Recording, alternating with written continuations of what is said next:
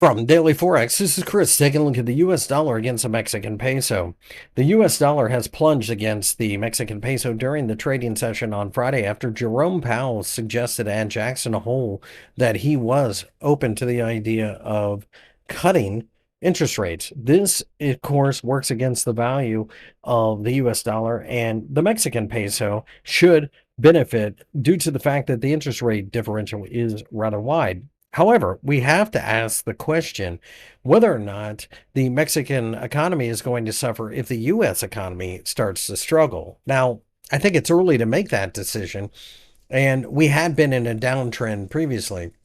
So I'm not willing to start buying because the economy is slowing down, but I am watching the 18.50 pesos level because if we break down below there, the market is likely to drop even further. After all, this is a market that I think continues to be very noisy. But if you are patient enough, like with most exotic currencies, you have a situation where you can really clean up on the interest rate differential over the longer term.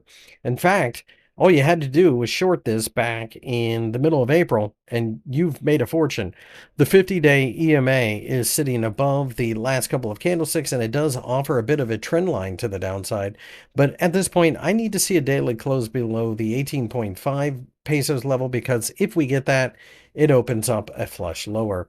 Rallies at this point in time, I would look at with suspicion until we can clear the 19 pesos level. And at that point, I would also need to see the US dollar really take off against multiple currencies, not just this one.